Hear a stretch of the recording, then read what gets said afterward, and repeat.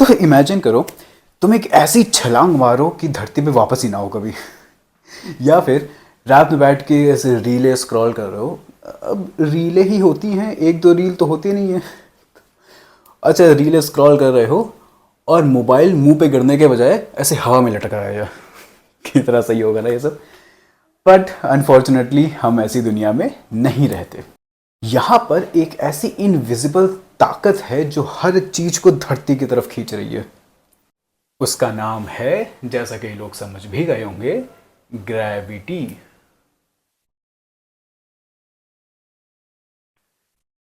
तो ग्रेविटी क्या है? तो ग्रेविटी एक ऐसी इनविजिबल फोर्स है जिसकी वजह से हर चीज, सिर्फ धरती चांद सूरज ये सब नहीं, हर चीज एक दूसरे की तरफ अट्रैक्ट हो रही है। इवन ये पेन और मैं, ये मोबाइल, हर चीज एक दूसरे की तरफ अट्रैक्ट हो रही है सिर्फ इस ग्रेविटी की वजह से। पर हमें ऐसा दिखता तो है नहीं कि पेन मेरी तरफ अट्रैक्ट होता जा रहा है। ऐसा क्यों नहीं होता? ऐसा तो क्यों नहीं होता ऐसा?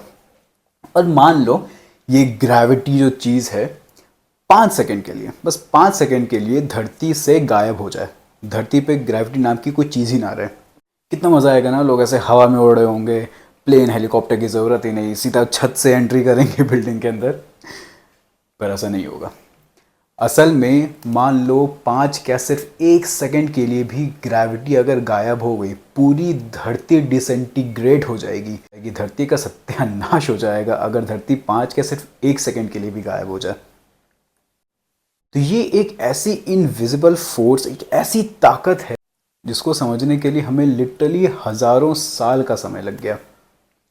तो समझते हैं कि इसकी शुरुआत कहाँ से हुई थी। तो ज़्यादातर लोगों को ऐसा लगता है कि साइंटिफिक एडवांसमेंट जो होती है, किसी भी तरह की साइंटिफिक एडवांसमेंट, सिर्फ ग्रेविटी के बारे में समझना नहीं, कि एक ऐसा मैजिकल यूरेका मूवमेंट होता है और बस लोगों को आइडिया आया था कि ऐसा होता होगा।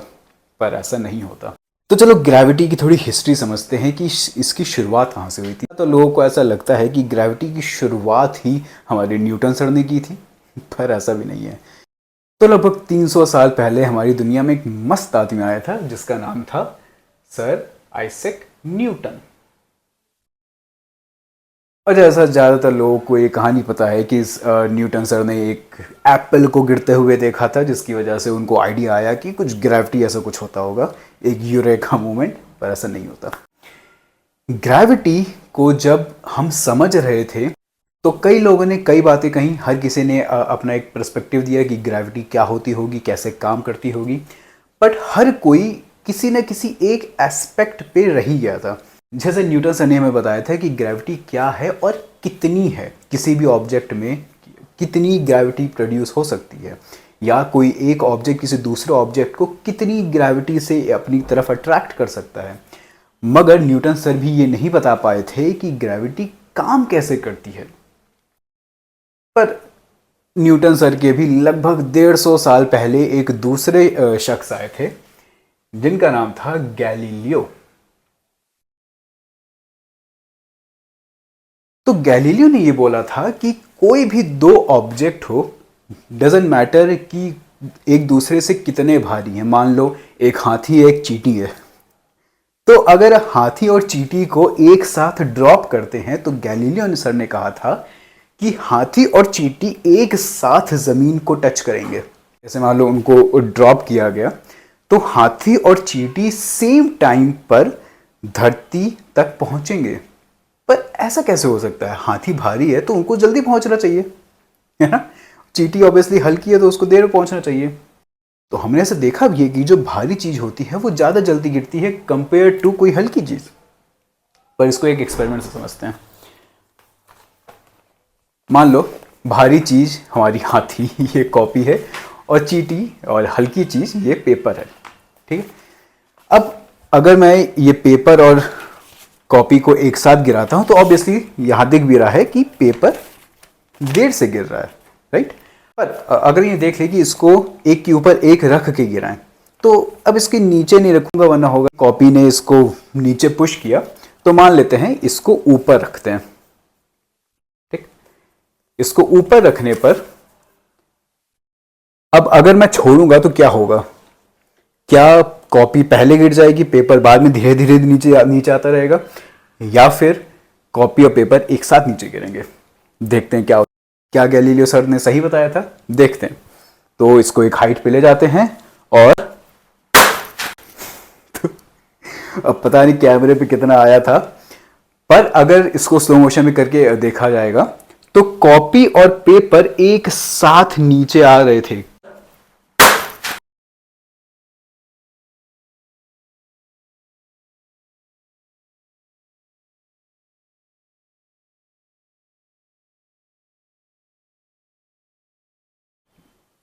आपने ये नहीं देखा होगा कि पेपर बाद में धीरे धीरे से नीचे आ रहा है, कॉपी और पेपर एक साथ नीचे आ रहे थे। तो पहले इसको उठा दें।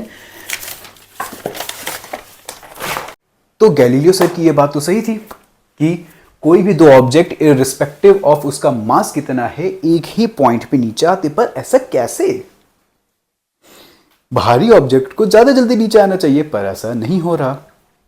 तो गैलीलियो सर के ये बताने के भी लगभग 50 साल बाद एक और शख्स आए जिनका नाम था जोहानेस केपलर।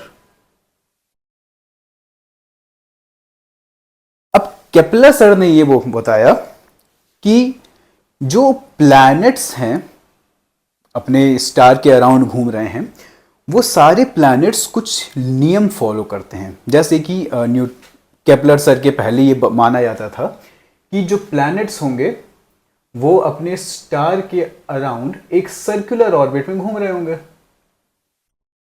क्योंकि अगर ग्रेविटी की वजह से भी घूम रहे हैं तो ग्रेविटी हर तरफ बराबर लगती है, तो एक सर्कुलर ऑर्बिट बन जाएगा। मगर केपलर सर ने बताया नहीं, ऐसा नहीं है, ये सर्कुलर ऑर्बिट नहीं होता। क्या होता है, कैसे ऑर्बिट करते हैं, सब देखते हैं थोड़ी देर में। मगर पॉइंट यह है कि हर किसी ने अपनी अपनी अंडरस्टैंडिंग के हिसाब से ग्रेविटी को एक्सप्लेन करने की कोशिश करी। पहले गैलीलियो सर ने कुछ बताया, उसके बाद फिर केपलर सर ने कुछ बताया, फिर न्यूटन सर आए, न्यूटन सर ने बताया कि ग्रेविटी कैसे काम करती है। इवन न्यूटन सर के बाद एल्बर्ट आइंस्टाइन ने भी बताया कि ग्रेविटी कैसे काम करती है। तो न्यूटन सर ने जहाँ छोड़ रखा था कि ग्रेविटी कितनी होती है, किस ऑब्जेक्ट पे कितनी फोर्स लगती है, मगर ग्रेविटी काम कैसे करती है, यहाँ पे न्यूटन रुक गए थे। उसके बाद आइंस्टाइन ने बताया कि ग्रेविटी काम कैसे करती है। उन्होंने बताया कि कोई भी ऑब्जेक्ट होता है जो उसके अराउंड का स्पेस होता है, वो ऑब्जेक्ट अपने चारों तरफ की स्पेस को ही बेंड कर देता है। मतलब सोचो, इमेजिन भी कैसे किया होगा इस चीज को कि कोई ऑब्जेक्ट है, ये पेन भी है जैसे, ये अपने चारों तरफ की स्पेस को, ये जो स्पेस है, स्पेस मतलब हवा नहीं, स्पेस मतलब जो एक्चुअल स्पेस है, जैसे अभी इसके चारों तरफ हवा है, हवा नहीं, हवा भी एक फॉर्म ऑफ मैटर है, हवा हटा दो, कुछ भी कोई भी फॉर्म ऑफ मैटर उसके चारों तरफ से हटा दो, जो स्पेस बचेगा, जो प्योर स्पेस, वो स्पेस ही बेंड हो जा रहा है इस ऑब्जेक्ट की वजह से। किस तरह से सोचा होगा एल्बर्ट आइंस्टाइन ने इसके बारे में। मगर जितनी भी बढ़िया थ्योरी लगती हो कि एल्बर्ट आइंस्टाइन ने पूरा समझा दिया ग्रेविटी क्या है, कैसे काम करती है, क्यों काम करती है, हर चीज बता दिया था। मगर एल्बर्ट आइंस्टाइन भी ग्रेविटी को हर सिचुएशन में नहीं समझा पा रहे थे। फॉर एग्जाम्पल, जब सब एटॉमिक पार्टिकल्स की बात हो रही थी तो एल्बर्ट आइंस्टाइन भी उसको नहीं समझा पा रहे थे कि सब एटॉमिक पार्टिकल्स में ग्रेविटी किस तरह से काम कर रही है। तो कई चीज़ें हैं, और आज तक ये ग्रेविटी एक ऐसा कॉन्सेप्ट बना हुआ है जिसके बारे में पूरी दुनिया में कोई भी 100% नहीं समझता। पूरी साइंटिफिक कम्युनिटी इसे ग्रेविटी कॉन्सेप्ट को आज तक नहीं समझ पाई है। तो हम इसको पूरी तरह से तो नहीं ही समझ पाए हैं, पर तब भी देखते हैं कि इसकी हिस्ट्री क्या रही है, कितना लोगों ने एफर्ट किया है इसको समझने के लिए। पता है, तो जैसा हम डिस्कस कर रहे थे कि जोहानस केपलर ने हमें बताया था कि जो सारे प्लैनेट्स हैं वो एक ऑर्बिट में रिवॉल्व कर रहे हैं, मगर हमें पहले यही नहीं पता था कि जो प्लैनेट्स हैं वो अपने स्टार के अराउंड रिवॉल्व कर, क्योंकि ये मॉडल तो बहुत बाद में प्रपोज किया गया था, जिसको हम कहते थे हीलियोसेंट्रिक मॉडल, जहां पे हमारा सन है वो सेंटर में होता था और जितने प्लैनेट्स हैं वो सन के अराउंड रिवॉल्व करते थे। इसके पहले सोलर सिस्टम का एक दूसरा मॉडल था जिसको कहते थे जियोसेंट्रिक। अभी नाम काफी सिमिलर है मगर मेन डिफरेंस ये है, हीलियो मतलब सन और जियो मतलब अर्थ। हीलियोसेंट्रिक मतलब जिसमें सन सेंटर पर हो और जियोसेंट्रिक मतलब जिसमें अर्थ सेंटर पर हो। तो पहले ये बिलीव था कि अर्थ हमारा सेंटर में है और जितने भी प्लैनेट्स हैं, स्टार्स हैं, सन है हमारा, वो सब कुछ अर्थ के चारों ओर घूम रहे हैं और अर्थ सेंटर में स्टेशनरी है। पहले ये मॉडल माना जाता था। तो अगर दुनिया इसी मॉडल पर चलती रहती तो क्या केपलर अपने लॉज दे पाते? कभी नहीं दे पाते। तो इस तरह से साइंटिफिक एडवांसमेंट रहती है कि पहले जियोसेंट्रिक से हम हीलियोसेंट्रिक पे गए, हीलियोसेंट्रिक से फिर हम केपलर पे गए। तो समझते हैं कि केपलर ने हमें क्या बताया था प्लैनेट्स के बारे में। तो गैलीलियो का तो सबको समझ आ गया होगा, गैलीलियो ने अपनी ग्रेविटी की क्या अंडरस्टैंडिंग दी थी। उसके बाद तो केपलर ने हमें प्लैनेटरी मोशन के 3 लॉ दिए थे। पहला लॉ कहलाता है law of orbits. Law of orbits क्या कहता है कि कोई भी प्लैनेट अपने स्टार के अराउंड, जो धरती के केस में उसका सन है, या मान लो धरती बना देते हैं बढ़िया से एकदम। तो लॉ ऑफ ऑर्बिट्स ये कहता है कि कोई भी प्लैनेट अपने स्टार के अराउंड सर्कुलर ऑर्बिट में नहीं घूमता। तो किस ऑर्बिट में घूमता है? इस शेप को कहते हैं एलिप्स। एलिप्स क्या होता है? एलिप्स बस एक और शेप होता है, जैसे हमारा स्क्वायर होता है, ट्रायंगल होता है, सर्कल होता है, वैसे ही एलिप्स भी एक शेप होता है। इनफैक्ट सर्कल एलिप्स का ही एक स्पेशल वर्जन है बस। तो एलिप्स को समझते हैं पहले।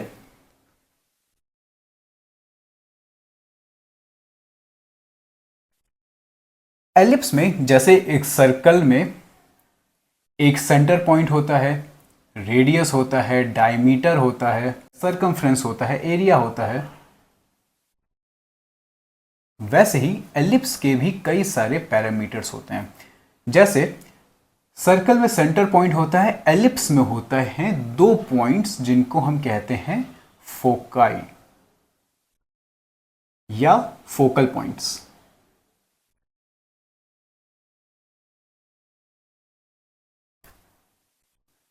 जिसको लिख सकते हैं F1 और F2। तो लॉ ऑफ ऑर्बिट्स ये कहता है कि कोई भी स्टार जो जिसके अराउंड प्लैनेट्स घूम रहे हैं वो इन दोनों में से किसी एक फोकल पॉइंट पर ही होगा। दूसरा, अगर हम इन फोकल पॉइंट्स को कनेक्ट कर दें एंड टू एंड तो इसे कहते हैं मेजर एक्सिस। सर्कल किस तरह से एलिप्स का ही एक स्पेशल वर्जन है। जब ये दोनों फोकल पॉइंट्स एक जगह पर आके मीट कर जाते हैं तो वो कहलाता है सेंटर ऑफ द सर्कल और मेजर एक्सिस बन जाता है हमारा डायमीटर। तो मान लो कोई स्टार है और एक प्लैनेट है उसके अराउंड रिवॉल्व कर रहा है, तो उसके इस एलिप्स शेप में रिवॉल्व करने की वजह से 2 स्पेशल पॉइंट्स जनरेट होते हैं। एक पॉइंट होता है जहां पर वो स्टार के सबसे करीब होता है और एक पॉइंट होता है जहां पर वो स्टार के सबसे दूर होता है। जो पॉइंट सबसे पास वाला होता है उसे कहते हैं पेरीहीलियन। पेरीहीलियन। और जो पॉइंट सबसे दूर होता है उसे कहते हैं एपीहीलियन। और जो हमारा लॉ ऑफ ऑर्बिट्स है, पहला ये कि जितने भी प्लैनेट्स हैं वो अपने स्टार के अराउंड एक इलेप्टिकल ऑर्बिट में रिवॉल्व करते हैं, और दूसरा कि स्टार्स हमेशा एक फोकल पॉइंट पर प्रेजेंट होते हैं। ठीक। इसके अलावा केपलर ने एक दूसरा नियम भी दिया था जिसे कहते हैं law of area. Law of area. Law of area ये कहता है कि कोई प्लैनेट जब अपने स्टार के अराउंड घूम रहा होता है, कोई प्लैनेट जब अपने स्टार के अराउंड रिवॉल्व कर रहा होता है, तो एक टाइम इंटरवल में मान लो वो प्लैनेट रिवॉल्व करके यहां से यहां आ गया, तो उसने जितना एरिया कवर किया होगा, ये पूरा रीजन जितना एरिया कवर किया होगा उसने, मान लेते हैं ये A1 है, और यही प्लैनेट रिवॉल्व करते हुए मान लो यहां आ गया और फिर रिवॉल्व करते हुए यहां चला गया। अगर ये टाइम पीरियड इसके यहां से यहां आने का, मान लो यहां से यहां आने का टाइम पीरियड T था, अगर टाइम पीरियड सेम है यहां से यहां आने का T ही है, तो ये जितना एरिया कवर करेगा, ये एरिया A2 इक्वल होगा A1 के। तो लॉ ऑफ एरिया ये कहता है कि अगर कोई प्लैनेट अपने ऑर्बिट में रिवॉल्व कर रहा है, सेम टाइम इंटरवल में equal amount of area cover करेगा। इसको प्रूफ कैसे करेंगे?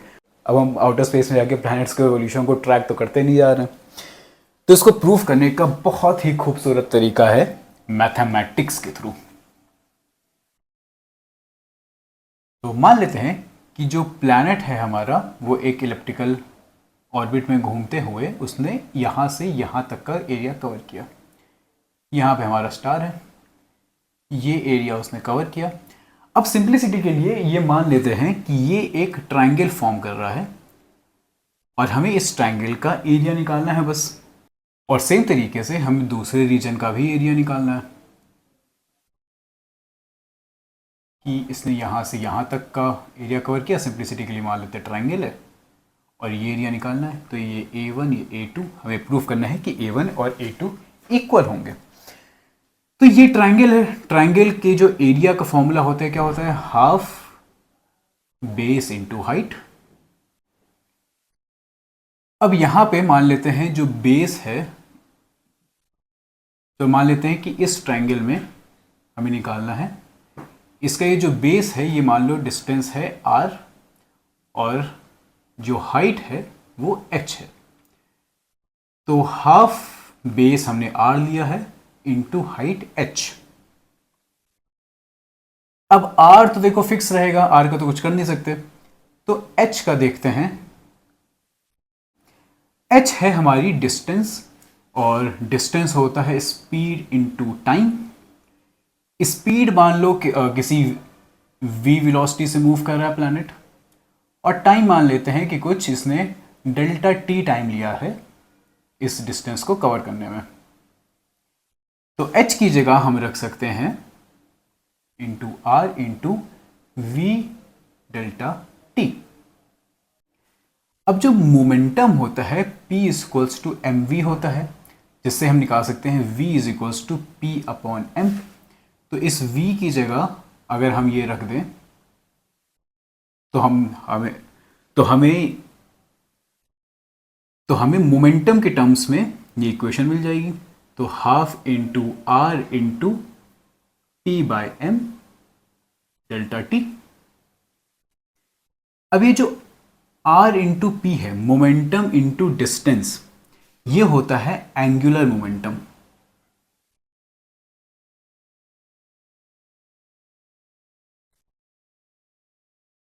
तो मान लेते हैं इस केस में एंगुलर मोमेंटम को L से डिनोट करते हैं, तो half into L divided by m into delta T.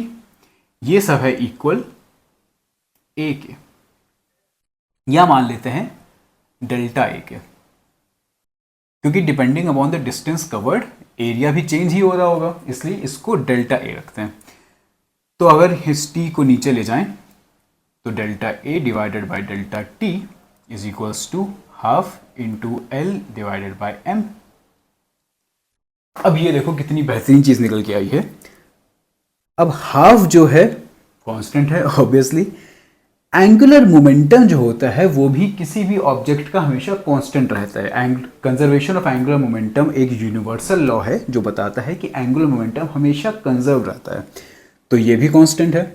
और m ऑब्वियसली प्लैनेट का कांस्टेंट है, ये m तो चेंज हो नहीं सकता, तो ये पूरा एक कांस्टेंट है। तो delta a divided by delta t एक कांस्टेंट है। यही है हमारा लॉ ऑफ एरिया कि given the same amount of time area भी हमेशा कांस्टेंट ही रहेगा। या फिर इसको ऐसे भी लिख सकते हैं कि delta A is equals to constant into delta T, और क्योंकि हम ये लेके चल रहे हैं कि डेल्टा टी कांस्टेंट है, इसलिए ये पूरी क्वांटिटी कांस्टेंट हो जाएगी, जिससे डेल्टा ए कांस्टेंट हो गया, जिससे हम लिख सकते हैं कि A1 is will be equal to A2। बिना स्पेस में गए, बिना प्लैनेट्स की ऑर्बिट को ऑब्जर्व किए, हमने मैथमेटिकली प्रूफ कर दिया कि area covered by a planet in a time period t will be equal to the area covered by the same planet in the same amount of time anywhere in the orbit। तो ये है हमारा law of area. पर Kepler sir यहीं पे रुके नहीं, इसके बाद उन्होंने एक तीसरा लॉ भी दिया प्लैनेटरी मोशंस का, जिसको कहते हैं लॉ ऑफ पीरियड्स। अब लॉ ऑफ पीरियड्स को अगर एक बहुत सिंपल टर्म्स में समझना चाहें तो वो बस इतना कहता है कि अगर किसी प्लैनेट का ऑर्बिट बड़ा होगा तो उसको रिवॉल्व करने में भी ज़्यादा टाइम लगेगा, अगर ऑर्बिट छोटा होगा तो उसको रिवॉल्व करने में भी कम टाइम लगेगा। अब इसको समझते हैं मैथमेटिकली। तो इसकी एक इक्वेशन दी थी केपलर ने, जिसको कहते हैं T square proportional to A cube. Area था A1 is equals to A2 और ये था एलिप्स ऑर्बिट, जहां पे T है हमारा टाइम पीरियड और A है length of semi major axis. Semi major axis क्या है? जैसे हमारा मेजर एक्सेस था कि किसी एलिप्स में जो मेजर एक्सेस है उसका हाफ है हमारा सेमी मेजर एक्सेस। तो ये बेसिकली बस यही बता रहा है कि अगर हमारा length of semi major axis increase हो जाता है, जिसकी वजह से जो पूरा ऑर्बिट है वो भी इंक्रीज हो जाएगा, तो जो हमारा टाइम ऑफ रेवोल्यूशन है वो भी इंक्रीज हो जाएगा, क्योंकि डायरेक्ट प्रोपोर्शनल है। तो अगर length of semi major axis increase होगी तो टाइम पीरियड भी इंक्रीज हो जाएगा।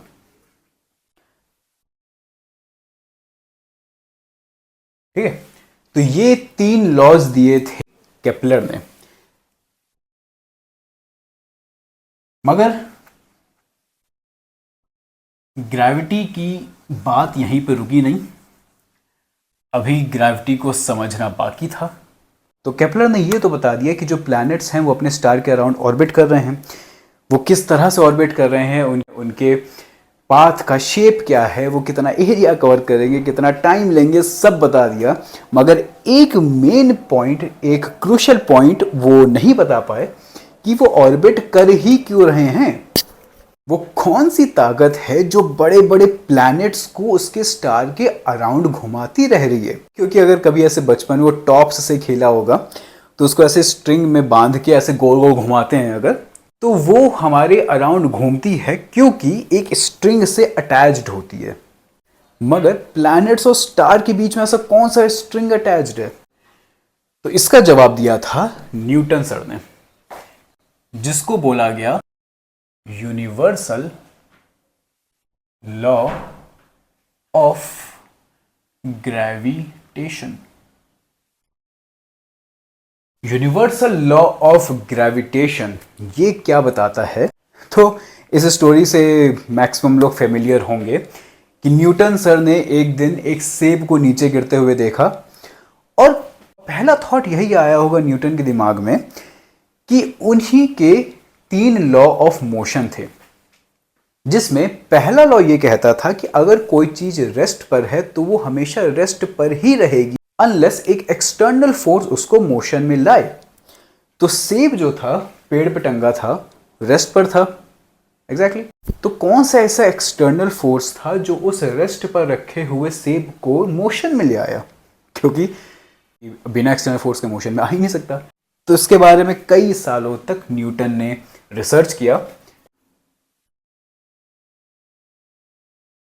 और समझा, जिससे ये पता चला कि जिस फोर्स की हम बात कर रहे हैं वो फोर्स 2 चीजों पे डिपेंड करता है।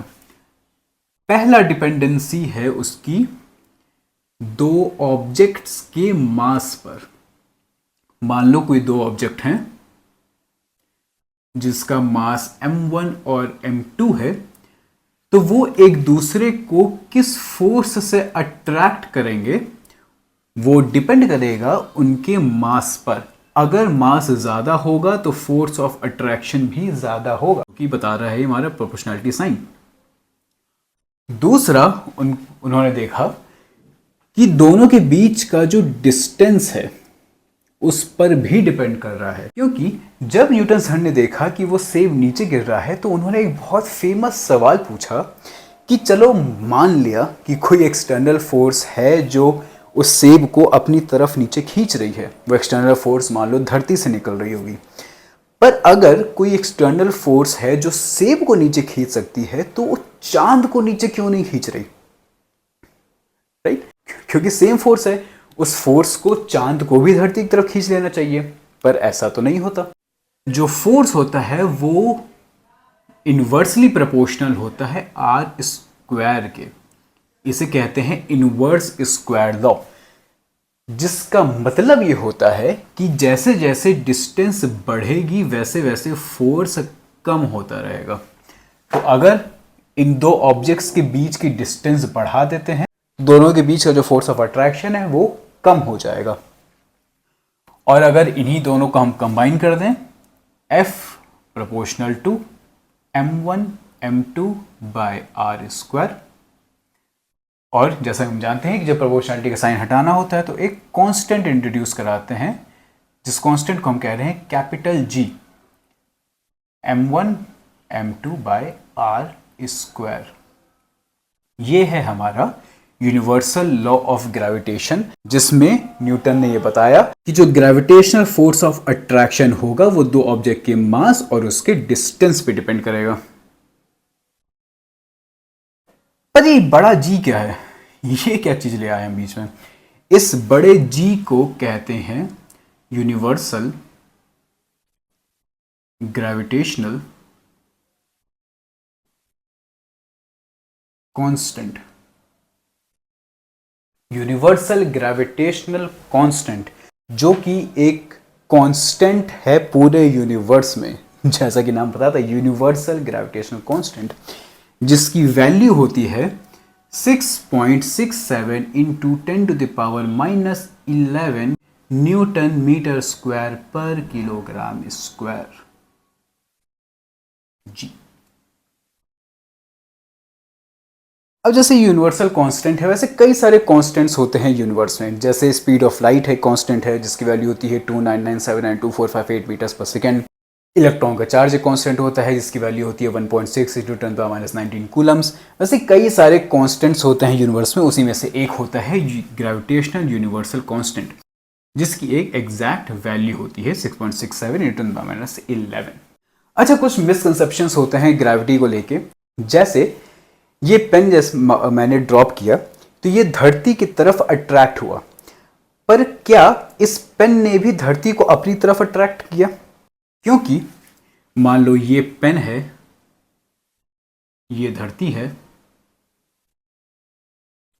तो पेन और धरती के बीच में एक फोर्स ऑफ अट्रैक्शन लग रहा है और दोनों एक दूसरे को अट्रैक्ट करते दिख रहे हैं यहां पे। तो एक्चुअल में हो क्या रहा है? चलो ऑप्शंस देते हैं इसके। जब मैंने इस पेन को ड्रॉप किया तो क्या ये पेन धरती की तरफ गया, या फिर पेन अपनी जगह पर था और धरती पेन की तरफ आ गई, या फिर धरती और पेन कहीं बीच में मिल गया आके? तो क्या करेक्ट ऑप्शन है? ऑप्शन ए कि पेन नीचे गया, ऑप्शन बी धरती ऊपर आ गई, या ऑप्शन सी दोनों बीच में कहीं आके मिल गए? करेक्ट ऑप्शन है ऑप्शन ए, जहां पे पेन नीचे गया, धरती नहीं ऊपर आ गई हमारे पेन की तरफ। पर ऐसा क्यों हो रहा है? क्योंकि न्यूटन का जो तीसरा लॉ है, थर्ड लॉ ऑफ मोशन, वो कहता है कि for every action there is an equal and opposite reaction. तो अगर धरती एक फोर्स से एक्शन लगा रही है पेन की तरफ, तो पेन को भी एक equal and opposite reaction force लगाना चाहिए धरती की तरफ। तो according to Newton's third law, pen और धरती दोनों एक दूसरे को सेम फोर्स से अट्रैक्ट कर रहे हैं। जितनी फोर्स से धरती पेन को अट्रैक्ट कर रही है, उतने ही फोर्स से ये पेन भी धरती को अपनी तरफ अट्रैक्ट कर रहा है। पर पेन मूव करता है, धरती मूव नहीं करती। वो इसलिए क्योंकि धरती जितने बड़े मास को हिलाना बहुत मुश्किल काम है, मगर ये 3 इंच के मास को हिलाना बहुत आसान काम है। तो ध्यान नहीं भटकना, इस पे रहना है, ठीक है? तो इस 3 इंच के मास को हिलाना कंपैरेटिवली ज्यादा आसान है, इसलिए ये हिल गया और बड़ा मास धरती नहीं हिली, चाहे जितना भी ट्राई कर लो। ठीक है, चलो इसका एक एग्जांपल देखते हैं कि हम इस फॉर्मूले को किस तरह से यूज कर सकते हैं। इसको थोड़ा ऊपर लिख देते हैं। F is equals to G m1 m2 by R square. मान लेते हैं कोई 3 मास है, मान लो m1 m2 m3, चलो एक फोर्थ भी ले लो m4।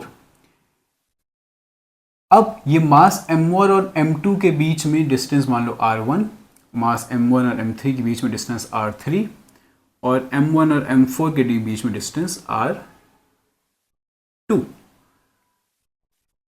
अब हमें बताना है the total force of attraction at mass m1। तो टोटल फोर्स ऑफ अट्रैक्शन क्या होगा? सबसे पहले तो इस मास m1 पर इस m2 की वजह से कुछ फोर्स ऑफ अट्रैक्शन लग रहा होगा, तो उसको लिख देते हैं g m1 m2 by r1 square by r1 square, plus इस मास m3 का भी कुछ अट्रैक्शन लग रहा होगा m1 पे, तो इसको लिख देते हैं g m1 m3 bye r3 square, plus इस मास m4 का भी कुछ ना कुछ फोर्स लग रहा होगा m1 पे, तो g m1 m4 bye r2 square. तो ये है जो टोटल फोर्स लग रही होगी इस मास m1 पर।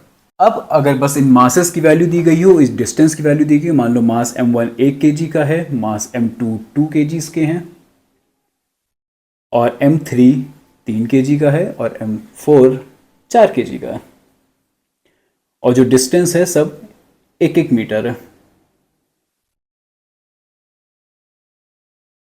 अब बस ये 1 2 3 4 और 1 मीटर बस इसमें प्लग इन कर दो, जो टोटल फोर्स ऑफ ग्रेविटी होगी हमारी निकल के आ जाएगी।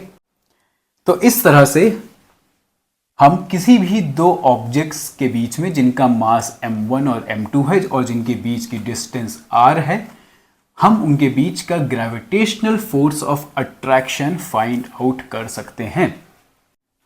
तो सर क्या मैं अपनी और अपनी गर्लफ्रेंड के बीच का भी force of attraction find out कर सकता हूँ इस फॉर्मूला के through? Gravitational force of attraction, हाँ बिल्कुल कर सकते हो। बाकी अट्रैक्शन तो वैसे भी छोड़ के जाने वाली है, क्यों बॉदर करना। तो अगर मान लो तुम 70 किलो के हो, वो बेचारी 20 किलो की है, तो अपना मास रखो 70 किलो, उसका मास रखो 20 किलो, दोनों के बीच की जितनी भी डिस्टेंस हो, लॉन्ग डिस्टेंस में हो अगर, तो अपने बीच की डिस्टेंस निकाल लो और अपने बीच का ग्रेविटेशनल फोर्स ऑफ अट्रैक्शन निकाल सकते हो। तो इससे एक बहुत इंटरेस्टिंग चीज ये निकलती है कि जो हमारा फोर्स ऑफ अट्रैक्शन है g m1 m2 by r square, ये आर कितना भी बड़ा हो जाए, अनलेस ये इंफिनिटी ना हो जाए, कितना भी बड़ा हो, कुछ ना कुछ फोर्स ऑफ अट्रैक्शन तो आएगी ही आएगी। इवन अगर ये आर हमारा ऑब्जर्वेबल यूनिवर्स के बराबर हो जाए, पूरा ऑब्जर्वेबल यूनिवर्स की जितनी भी लेंथ है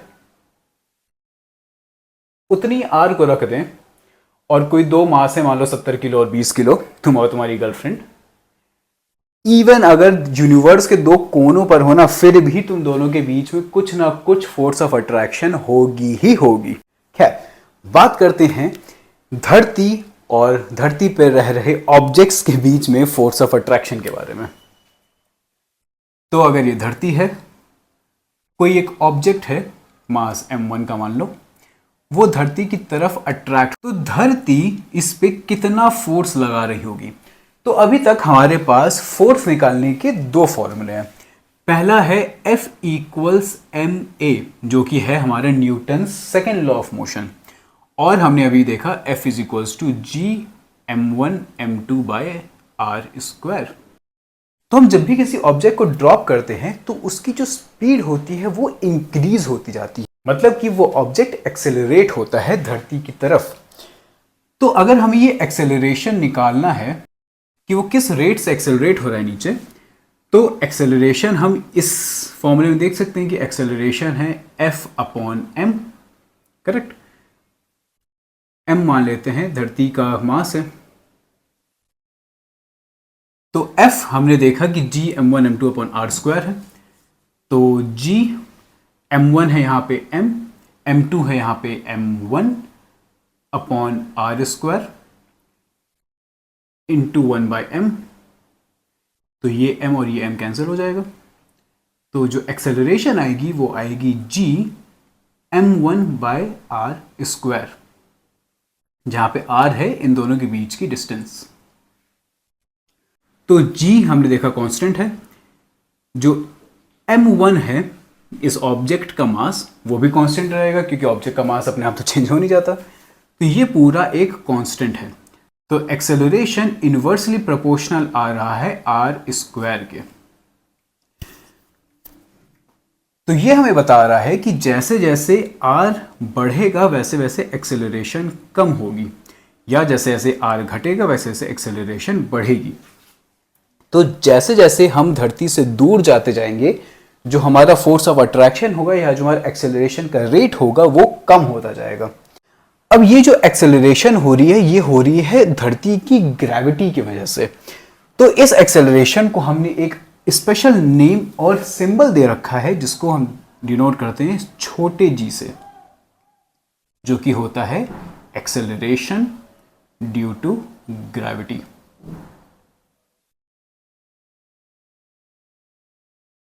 तो एक्सेलरेशन ड्यू टू ग्रेविटी क्योंकि धरती के मास पे डिपेंड करती है, और धरती का मास अलग जगह पे अलग अलग होता है, कहीं पे माउंटेन्स होते हैं, कहीं पे वैलीज होती हैं।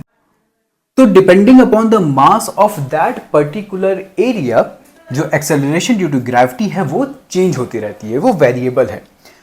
बट एक average acceleration due to gravity अगर निकाले पूरी धरती का, तो वो निकलता है अप्रोक्सीमेटली 9.8 मीटर पर सेकेंड स्क्वायर। तो एक अप्रोक्सीमेट वैल्यू पूरे धरती के एक्सेलरेशन ड्यू टू ग्रेविटी का होता है 9.8 मीटर पर सेकेंड स्क्वायर। ठीक है, तो ये है हमारी acceleration due to gravity on earth. अब अलग अलग प्लैनेट के हिसाब से ये acceleration due to gravity change होती रहती है। फॉर एग्जाम्पल, अगर हम मून पर हैं तो चांद का मास अलग है, राइट, तो चांद का एक्सेलरेशन ड्यू टू ग्रेविटी भी अलग होगा। तो इससे एक बहुत इंटरेस्टिंग फिनोमेना निकल के आता है कि जो हमारा वेट है वो अलग अलग प्लैनेट्स पे अलग अलग होगा। फॉर एग्जाम्पल, चांद पर हमारा वेट सिर्फ 1/6 होता है हमारे एक्चुअल वेट के। तो अगर वेट ऑन अर्थ किसी का 60 किलो है, तो वेट ऑन मून उसका सिर्फ 1/6 होगा, या फिर 10 किलो। तो अगर कोई आपसे कहे ना कि वेट बहुत बढ़ रहा है, थोड़ा कुछ करो, अरे तो तुम गलत जगह पर हो और कुछ नहीं, चांद पर जाओ, 60 किलो का आदमी 10 किलो कराया जाता है सिर्फ। तो आपका वेट ज़्यादा नहीं, या सिर्फ गलत जगह पर हो या गलत लोगों के बीच हो। ठीक है, तो यहां तक समझ आ गया। ये था हमारा यूनिवर्सल लॉ ऑफ ग्रेविटेशन। तो बात कर रहे थे चांद पे जाने की। तो धरती पर हैं हम लोग। चांद पे जाने के लिए जो पहला टास्क है वो धरती की ग्रेविटी को एस्केप करना पड़ेगा। करेक्ट।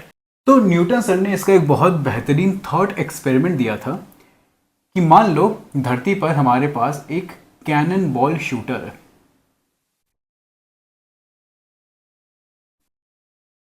और इससे हम बॉल शूट कर रहे हैं। तो जैसे ही हम कैनन बॉल शूट करेंगे, कैनन बॉल कुछ आगे तक जाएगी, उसके बाद ड्रॉप कर जाएगी। अगर मान लो और फोर्स लगाते हैं तो थोड़ा और आगे तक जाएगी। मान लो और भी ज़्यादा फोर्स लगाते हैं तो और आगे तक जाएगी। मान लो इतना फोर्स लगाते हैं कि क्योंकि धरती स्फेरिकल है तो ये धरती को मिस करते हुए इस धरती का चक्कर लगाने लग जाए। राइट। तो इतनी फोर्स से इस कैनन बॉल को शूट किया गया कि वो स्फेरिकल धरती को मिस करते हुए धरती की सैटेलाइट बन गई। और यहां से कॉन्सेप्ट शुरू हुआ था सैटेलाइट्स का। पर मान लो अब और ज्यादा फोर्स से इस कैनन बॉल को शूट किया तो ये धरती एस्केप करके बाहर निकल गई। राइट। यहां से एक अलग कॉन्सेप्ट की स्टार्टिंग होती है जिसका नाम है एस्केप वेलोसिटी।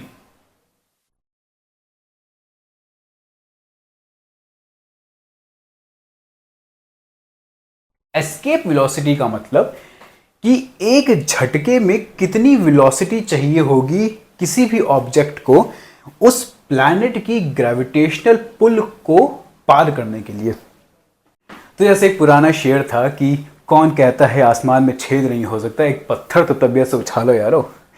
तो तबीयत कितनी होनी चाहिए, तबीयत की साइंटिफिक वैल्यू कितनी है, वो पता लगाते हैं। तो हम धरती पर हैं, हमारे पास एक पत्थर है हाथ में। इस पत्थर को हमें इतनी तबीयत से उछालना है कि वो धरती की ग्रेविटेशन पुल को पार कर जाए और कभी वापस ही ना आए। तो थ्रो करने के लिए, तो जब हम थ्रो करेंगे तो पत्थर के पास कुछ काइनेटिक एनर्जी होगी और हमें चाहिए कि ये काइनेटिक एनर्जी या तो ज्यादा हो या तो इक्वल हो हमारी ग्रेविटेशनल पुल के। राइट। अब इस ग्रेविटेशनल पुल को दूसरे साइंटिफिक टर्म्स में कहते हैं ग्रेविटेशनल पोटेंशियल एनर्जी। तो ग्रेविटेशनल पोटेंशियल एनर्जी किसी ऑब्जेक्ट की डिफाइन होती है कि वो जब धरती से एक नियमित दूरी पर है, मान लो h, तो उसके अंदर कितनी पोटेंशियल एनर्जी होगी, क्योंकि वो एक हाइट पर है। हाइट पर होने की वजह से ऑब्जेक्ट्स में पोटेंशियल एनर्जी होती है। तो इस ग्रेविटी की वजह से उस ऑब्जेक्ट के अंदर कितनी पोटेंशियल एनर्जी होगी उसको कहते हैं ग्रेविटेशनल पोटेंशियल एनर्जी। अब मान लो हमें चाहिए कि काइनेटिक एनर्जी ऑफ द पत्थर should be equal to the gravitational potential energy of the पत्थर। तो काइनेटिक एनर्जी हमारा सिंपल फॉर्मूला है हाफ mv²। ग्रेविटेशनल एनर्जी का फॉर्मूला होता है g m1 m2 by r square नहीं, सिर्फ r। तो इस पत्थर का मास मान लो m1 है, तो ये m1 और m1 कट जाएगा, v² आ जाएगा 2g m2 बाय r, या v आ जाएगा √2gm बाय r। m मान लिया कि इस प्लैनेट का मास है। तो ये होती है एस्केप वेलोसिटी। ये बता, जहां पे m है हमारा मास ऑफ द प्लैनेट, इस केस में अर्थ है तो हम मास ऑफ अर्थ ले लेते हैं, और r है हमारा रेडियस ऑफ अर्थ। तो अगर हमें धरती की एस्केप वेलोसिटी निकालनी है कि कितनी वेलोसिटी से हमें उस पत्थर को फेंकना पड़ेगा कि वो धरती की ग्रेविटेशनल पुल को पार करके बाहर निकल जाए, आसमान में छेद हो जाए, तो हमें बस g की वैल्यू चाहिए जो हमें पता है, 2 की वैल्यू हमें पता ही है, मास ऑफ अर्थ की वैल्यू हमें पता ही है, और रेडियस ऑफ अर्थ जिसकी भी वैल्यू हमें पता ही है। तो ये सब रखने पर जो एस्केप वेलोसिटी आती है वो आती है 11.2 किलोमीटर पर सेकेंड। इतनी वेलोसिटी से अगर हम एक पत्थर को फेंकें तो वो आसमान में छेद करते हुए बाहर निकल जाएगी और कभी वापस नहीं आएगी। तो this is the escape velocity of earth. अच्छा, कई बार ये मिसकंसेप्शन होता है कि रॉकेट्स भी हमारे एस्केप वेलोसिटी से मूव कर रहे हैं, क्योंकि रॉकेट्स भी धरती के बाहर जा रहे हैं, राइट? बट ऐसा नहीं होता। एस्केप वेलोसिटी ये 11.2 किलोमीटर पर सेकेंड वो इनिशियल वेलोसिटी है जितनी किसी भी ऑब्जेक्ट को चाहिए होगी धरती की ग्रेविटेशनल पुल को पार करने के लिए। Rockets on the other hand लगातार एक्सेलरेट होते रहते हैं ऊपर की तरफ। उनकी इनिशियल वेलोसिटी ये नहीं होती, बिल्कुल भी नहीं होती, बहुत तेज है ये 11.2 किलोमीटर पर सेकेंड। रॉकेट्स की इनिशियल वेलोसिटी तो कम से ही शुरू होती है और वो धीरे धीरे करके एक्सेलरेट होते हैं ऊपर की तरफ, और वो सैटेलाइट या एस्ट्रोनॉट जिसको भेजना होता है वो धरती के बाहर जा पाते हैं। इसलिए एस्केप वेलोसिटी वो एक झटके में हम कितनी वेलोसिटी प्रोवाइड करा सकते हैं वो होती है एस्केप वेलोसिटी। तो हमने ये देखा कि ग्रेविटी के बारे में हमें वैसे तो काफी कुछ पता है। हमें एस्केप वेलोसिटी के बारे में पता है, हमें धरती से बाहर कैसे जाना है वो पता है, प्लैनेट्स के मोशन के बारे में पता है, सब कुछ पता है, मगर स्टिल कितनी सारी चीजें हैं ग्रेविटी के बारे में जो हमें आज भी कोई आइडिया नहीं है वो कैसे काम करती है। जैसे फिजिक्स का एक बहुत बड़ा अनसॉल्व्ड प्रॉब्लम आज तक यही है कि सब एटॉमिक पार्टिकल्स के लेवल पर ग्रेविटी किस तरह से काम करती है। और ये जिस दिन पता चल गया उस दिन हमें एक मिल जाएगा थ्योरी ऑफ एवरीथिंग, एक सिंगल थ्योरी, एक सिंगल इक्वेशन जो कि यूनिवर्स में हर चीज को डिफाइन कर देगी। केवल हम बस अगर ग्रेविटी को समझ ले तो सेम वही चीज जो हमें धरती पे खड़े होने में मदद करती है, वही सेम चीज पूरे यूनिवर्स को चला रही है। उसी सेम चीज की वजह से हमारी गैलेक्सी को शेप मिला है, उसी सेम चीज की वजह से हमारी गैलेक्सी एक दूसरी गैलेक्सी से कोलाइड कर जाएगी कुछ सालों में, कुछ साल मतलब बिलियंस ऑफ सालों में, पर कोलाइड कर जाएगी, मगर सेम फिनोमेना लिटरली यूनिवर्स को कंट्रोल कर रहा है। तो अगली बार जब भी आप अपने पैरों पे खड़े हों तो इस चीज को याद करें, इस एक चीज को समझने भर के लिए कितने हजारों साल का समय लग चुका है और आज तक हम इस चीज को समझ नहीं पाए। तो ये था about how gravitation works. Keep thinking, keep asking. मिलते हैं अगले सेशन में, तब तक don't forget keep asking questions.